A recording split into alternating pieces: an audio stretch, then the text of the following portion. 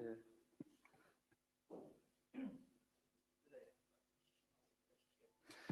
bismillahirrahmanirrahim. Assalamualaikum warahmatullahi wabarakatuh. Selamat malam rekan-rekan semuanya. Mohon maaf tadi menunggu ya. Untuk berikutnya kami akan menyampaikan terkait dengan perkembangan penanganan perkara dugaan tindak pidana korupsi pada proyek multi-years peningkatan jalan lingkar Pulau Bengkalis tahun 2013-2015, di mana hari ini kami melakukan penahanan terhadap 3 orang tersangka.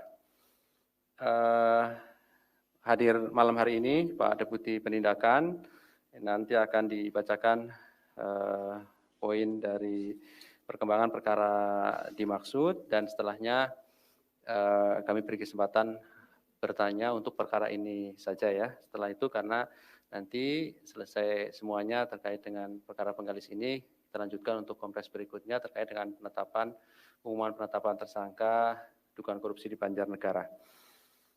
Kami silakan Pak Deputi untuk membacakan terkait dengan perkembangan perkara dimaksud.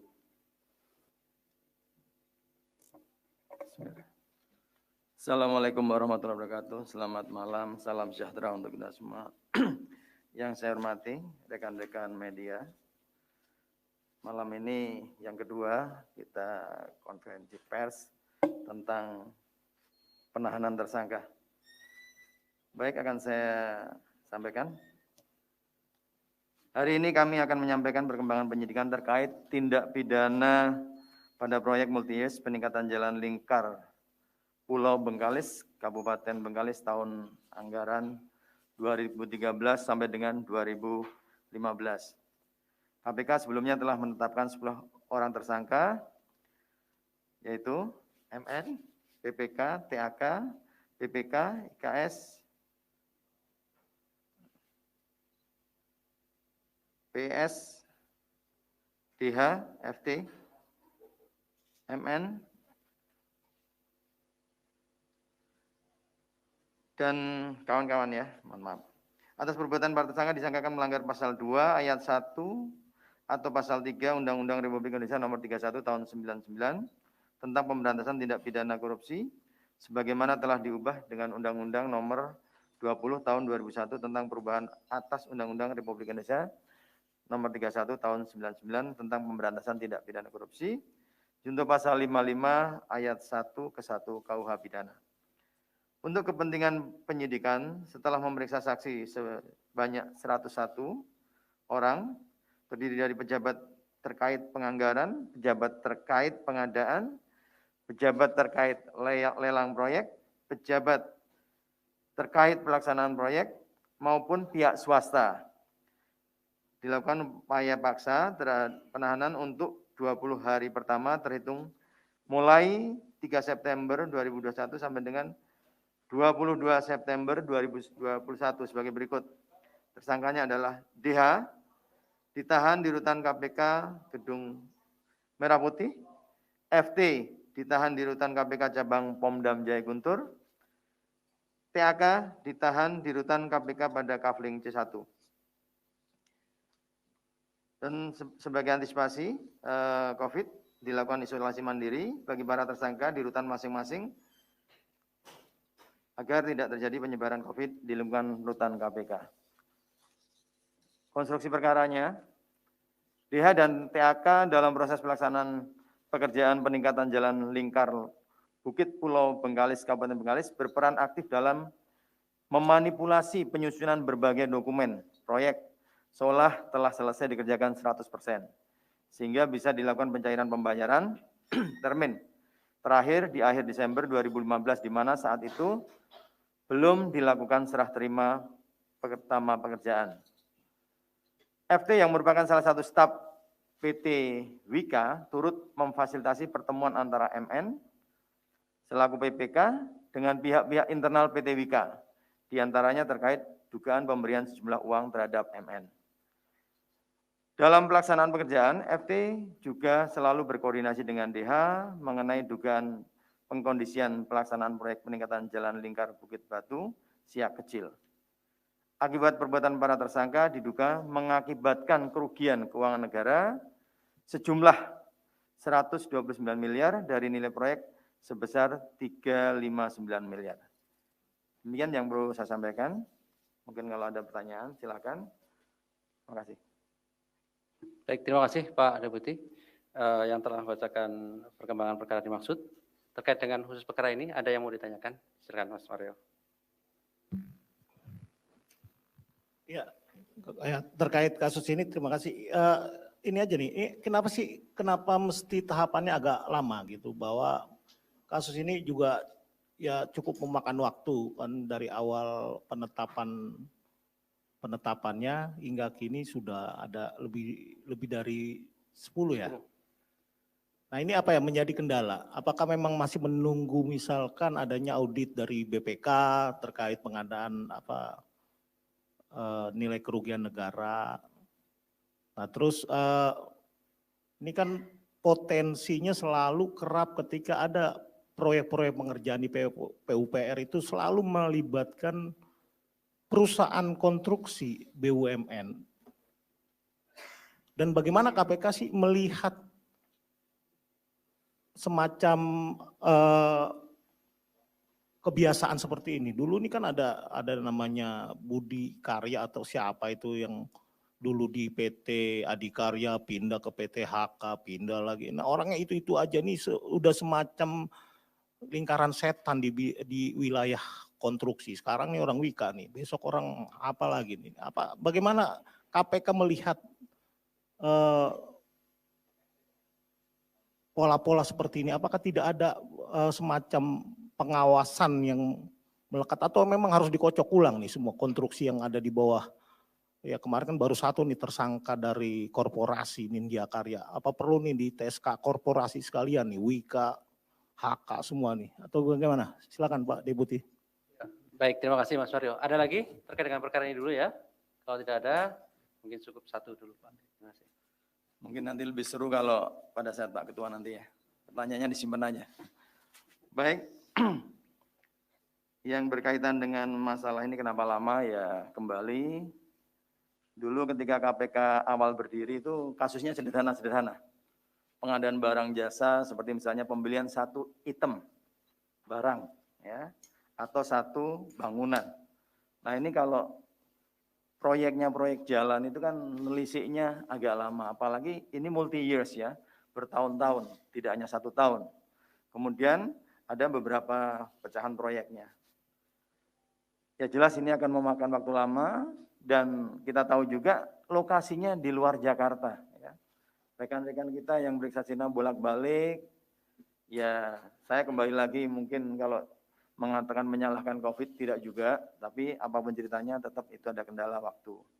Karena pada saat 2020 ini memang dikejar untuk segera selesai, tapi kenyataannya over target di 2021 masih berjalan. Karena kalau nggak salah rangkaiannya tidak hanya satu LKTPK atau beberapa surat perintah penyidikan.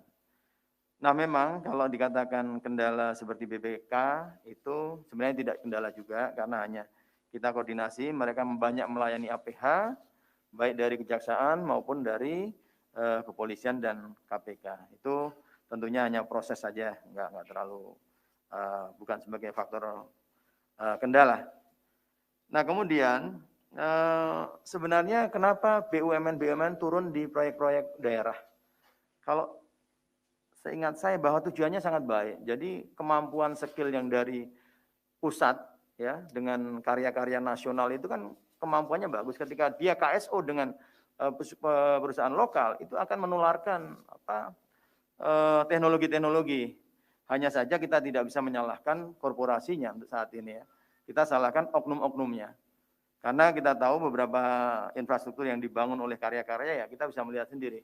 Jalan tol ada di mana-mana, ya kemudian jalan-jalan juga sudah mulai masuk-masuk daerah-daerah yang dulu tidak masuk. Artinya apa? Andai kata ini dilakukan menurut aturannya yang benar, tidak ada kecurangan-kecurangan, ini adalah suatu alih transfer teknologi kepada daerah. Karena kita tahu di atas 100 miliar pasti akan ada karya-karya yang akan sebagai main kontraktor. Itu tujuannya. Nah, kalau memungkinkan ini Ya sebenarnya dengan adanya Waskita Karya kemarin kita ungkap dan di sini ada Wijaya Karya, tentunya bagi rekan-rekan direksi karya-karya lain ini menjadi proses pembelajaran agar jangan sampai terulang dan perlu pengawasan terhadap para manajer-manajer yang bekerja di daerah-daerah tertentu sebagai pengendali proyek. Kemudian ini ada kerjasama dengan Kedeputian Pencegahan.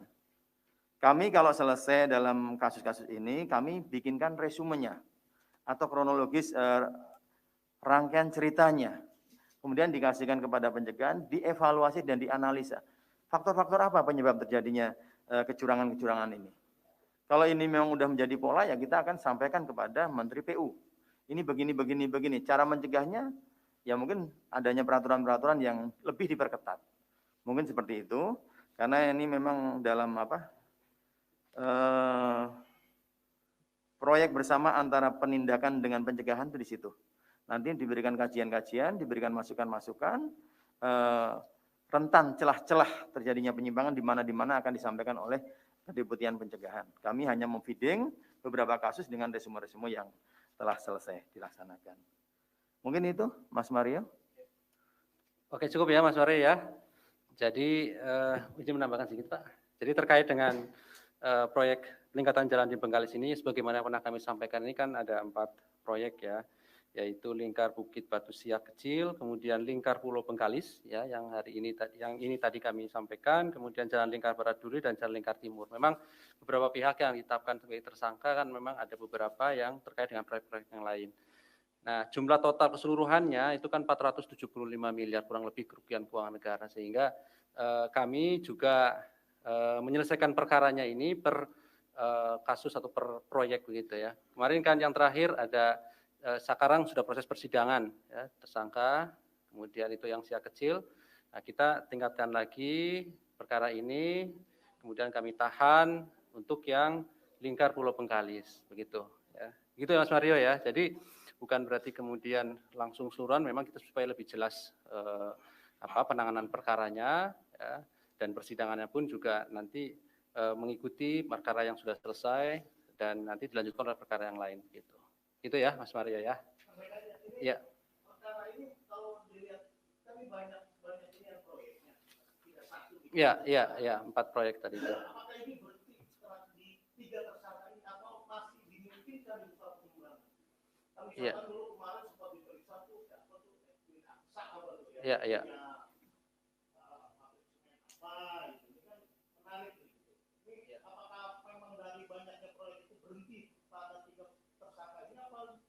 Dimungkinkan misalkan ada keterlibatan anggota dewan yang kantor, ada pihak ketiga yang masuk itu gimana?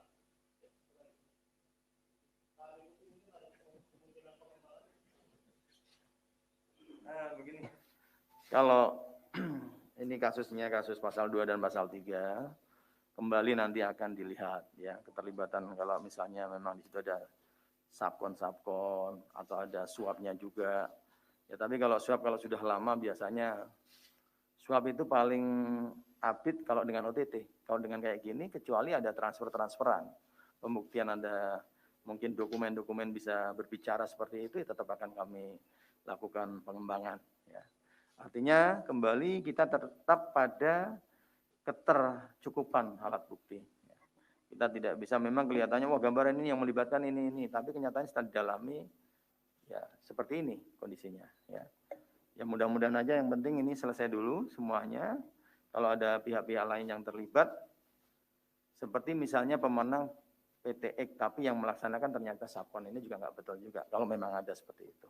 Nanti kita lihat bagaimana hasil penyelidikan dan penyidikan yang sudah dilaksanakan. Terima kasih. Oke, terima kasih ya Mas Mario. Terima kasih rekan-rekan semuanya. Kita selesai, nanti setelah ini dilanjutkan kalau sudah selesai. Baik, terima kasih Pak Deputi dan rekan-rekan semuanya. Assalamualaikum warahmatullahi wabarakatuh.